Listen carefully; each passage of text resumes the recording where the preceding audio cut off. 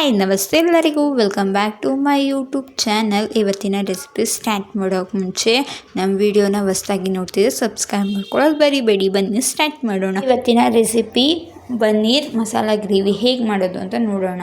ಸ್ವಲ್ಪ ಕೊತ್ತಂಬರಿ, 1 ಹಿಡಿ ಆಗೋಷ್ಟು, 4 ಇಂದ 5 ಗೋಡಂಬಿ, ಆಮೇಲೆ 2 ಒಣಮೆಣಸಿನ್ಕಾಯಿ, ಜೀರಿಗೆ, ಶುಂಠಿ ಬೆಳ್ಳುಳ್ಳಿ ಪೇಸ್ಟ್, ಆಮೇಲೆ ಬಟಾಣಿ ನಾನು ಎಣಿಸ್ಕೊಂಡು ಬೇಯಿಸ್ಕೊಂಡಿದ್ದೀನಿ, ಸ್ವಲ್ಪ ಕ್ರೀಮ್, 2 ಈರುಳ್ಳಿ 2 ಟೊಮೆಟೊ ಕಟ್ ಮಾಡ್ಕೊಂಡಿರೋದು, ಸ್ವಲ್ಪ ಪನ್ನೀರ್, ಆಮೇಲೆ ಕಸ್ತೂರಿ ಮೇಥಿ, ಆಮೇಲೆ ನಾನು ಸ್ಪೈಸಸ್, ಇದು ಪಲಾವ್ ಎಲೆ ಅಂತ ನಮ್ಮ ಮನೆಯಲ್ಲಿ ಬೆಳೆಸ್ಕೊಂಡಿದ್ದೀವಿ, ಆಮೇಲೆ 1 ಚಮಚ ಆಗೋಷ್ಟು ಧನಿಯಾ, 1/4 ಚಮಚ ಆಗೋಷ್ಟು ಅರಿಶಿನ, ರುಚಿಗೆ ತಕ್ಕಷ್ಟು ಉಪ್ಪು, 1/4 ಚಮಚ ಆಗೋಷ್ಟು ಜೀರಿಗೆ ಪುಡಿ, 2 ಚಮಚ ಆಗೋಷ್ಟು ಖಾರದ ಪುಡಿ, ಆಮೇಲೆ 1/4 ಚಮಚ ಆಗೋಷ್ಟು ಪೆಪ್ಪರ್ ಪುಡಿ.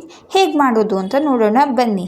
ಮೊದಲಿಗೆ ಒಂದು ಪ್ಯಾನ್ ಇಟ್ಕೋತಾ ಇದ್ದೀನಿ. ಪ್ಯಾನ್ ಇಟ್ಕೊಂಡ್ಮೇಲೆ 2 ಇಂದ 3 ಚಮಚ ಆಗೋಷ್ಟು ಎಣ್ಣೆ ಹಾಕೋತೀನಿ. ಎಣ್ಣೆ ಬಿಸಿ ಆದಮೇಲೆ ಜೀರಿಗೆ ನಾವೇನು ಎತ್ತಿಕೊಂಡಿದ್ವಲ್ಲ ಅದು ಹಾಕೋತೀನಿ. ಅದು ಹಾಕೊಂಡಾದಮೇಲೆ ಈರುಳ್ಳಿ ಕಟ್ ಮಾಡ್ಕೊಂಡಿರೋದು ಹಾಕೋತೀನಿ. ಇದು ಹಸಿ ವಾಸನೆ ಹೋಗುತ್ತೆ ಫ್ರೈ ಮಾಡ್ಕೋತೀನಿ. ಇದಾದಮೇಲೆ ಸ್ವಲ್ಪ ಕಲರ್ ಚೇಂಜ್ ಆದಮೇಲೆ ಟೊಮೆಟೊ ನಾವೇನು ಕಟ್ ಮಾಡ್ಕೊಂಡು ಇಟ್ಕೊಂಡಿದ್ವಲ್ಲ ಅದನ್ನು ಇದರೊಳಗೆ ಸೇರಿಸ್ಕೊತಾ ಇದ್ದೀನಿ. ಇದು ಟೊಮೆಟೊ ಸ್ವಲ್ಪ ಅದು ಹಸಿ ವಾಸನೆ ಹೋಗೋ ತನಕ ಹಾಕೋತೀನಿ. ಆದಮೇಲೆ 2 ಬ್ಯಾಡಗಿ ಮೆಣಸಿನ್ಕಾಯಿ, ಆಮೇಲೆ ಕೊತ್ತಂಬರಿ ಸ್ವಲ್ಪ, ಆಮೇಲೆ ಗೋಡಂಬಿ ಹಾಕೋತಾ ಇದ್ದೀನಿ, ಆಮೇಲೆ ಶುಂಠಿ ಬೆಳ್ಳುಳ್ಳಿ ಪೇಸ್ಟು ಇದೆಲ್ಲ ಸೇರಿಸ್ತಾ ಇದ್ದೀನಿ. ಮಿಕ್ಸ್ ಮಾಡಿ ತಟ್ಟೆ ಮುಚ್ಚಿ 2 ಇಂದ 3 ನಿಮಿಷ ಚೆನ್ನಾಗಿ ಬೇಯಕ್ಕೆ ಬಿಡ್ತೀನಿ. ಅದು ಸಾಫ್ಟ್ ಆಗಬೇಕು. ಸಾಫ್ಟ್ ಆಗೋ ತನಕ ಬೇಯಿಸ್ತೀನಿ ನಾನು. ನೋಡಿ ಈ ಥರ ಸಾಫ್ಟ್ ಆಗಬೇಕು. ನಾನು ಸೌಟಾಗಿ ತೋರಿಸ್ತೀನಲ್ಲ ಈ ಥರ ಆದರೆ ಸಾಕು. ಸ್ಟವ್ ಆಫ್ ಮಾಡಿ ಇದು ತಣ್ಣಗಾದ್ಮೇಲೆ ನಾನು ಮಿಕ್ಸಿ ಜಾರಲ್ಲಿ ಹಾಕೋತಾ ಇದ್ದೀನಿ.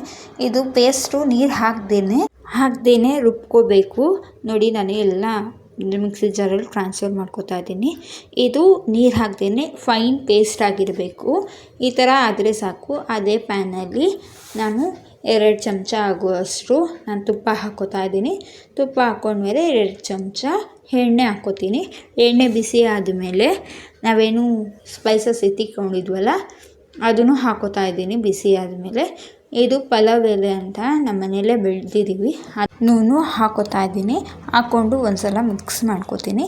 ಮಿಕ್ಸ್ ಆದಮೇಲೆ ಆಮೇಲೆ ನಾವು ರುಬ್ಕೊಂಡಿದ್ವಲ್ಲ ಪೇಸ್ಟು ಅದನ್ನು ಹಾಕೋತಾ ಇದ್ದೀನಿ.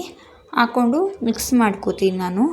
ಮಿಕ್ಸ್ ಮಾಡಿಕೊಂಡು ಒಂದು ಸರಿ ಕೈ ಆಡಿಸ್ಬಿಟ್ಟು ಆದಮೇಲೆ ನಾವು ಖಾರದ ಪುಡಿ ಇದೆಲ್ಲ ಇಟ್ಕೊಂಡಿದ್ವಲ್ಲ ಅದನ್ನು ಇದೆಲ್ಲ ಸೇರಿಸ್ತಾ ಇದ್ದೀನಿ. ಸೇರಿಸ್ಬಿಟ್ಟು ಒಂದು ಸಲ ಚೆನ್ನಾಗಿ ಮಿಕ್ಸ್ ಮಾಡ್ಕೋತೀನಿ. ಆದಮೇಲೆ ನಾನು ಮಿಕ್ಸಿ ಜಾರ್ ತೊಳೆದ್ಬಿಟ್ಟು ಸ್ವಲ್ಪ ನೀರು ಹಾಕೋತಾ ಇದ್ದೀನಿ. ಇದು ಜಾಸ್ತಿ ನೀರು ಹಾಕೋಬಾರ್ದು, ಸ್ವಲ್ಪ ತಿಕ್ಕಾಗಿರಬೇಕು. ತಿಕ್ಕಾಗಿದ್ದರೆ ಚೆನ್ನಾಗಿರುತ್ತೆ. ಆಮೇಲೆ ನಾವು ಕಟ್ ಮಾಡ್ಕೊಂಡಿರೋ ಪನ್ನೀರ್ ಹಾಕೋತಾ ಇದ್ದೀನಿ. ಪನ್ನೀರ್ ಹಾಕ್ಕೊಂಡು ಚೆನ್ನಾಗಿ ಮಿಕ್ಸ್ ಮಾಡ್ಕೋತೀನಿ. ಮಿಕ್ಸ್ ಆದಮೇಲೆ ನಾವು ಕಸ್ತೂರಿ ಮೇಥಿ ಇದೆಯಲ್ಲ ಅದು ಹಾಕ್ಕೊಂಡು ಮಿಕ್ಸ್ ಕೊಡ್ತೀನಿ.